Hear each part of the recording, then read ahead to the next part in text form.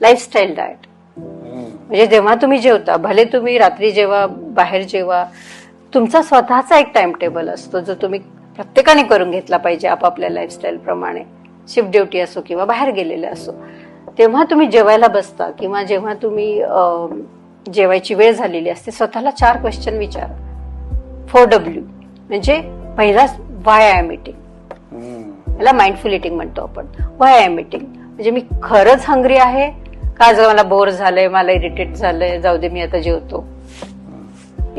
दुसरा question, where I am eating, की ही जिथं मी खातोय ते हायजेनिक आहे का, नाही तर भिंती आड काय चालतं माहित नाही पण सजून फूड आणलं जातं. तेही फार महत्वाचं आहे की where I am eating. When I am eating,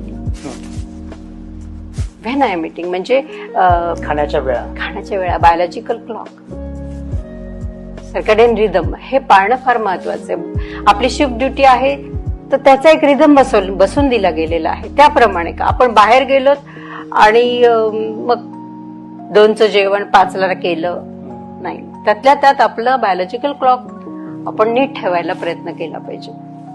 usually ते अँझायटीच्या पेशंटचं स्किप करणं, नाहीच खाणं, हे जे प्रॉब्लेम आहेत, हा वास्तविक मध्ये हे सगळं आपलं माइंडफुल इटिंग असेल ना, हे सगळं व्यवस्थित होतं की बाबा हा सगळा विचार केला जातो. दुसरी गोष्ट म्हणजे आपण व्हाय बघितलं, व्हेअर बघितलं, आता व्हॉट आय एम इटिंग.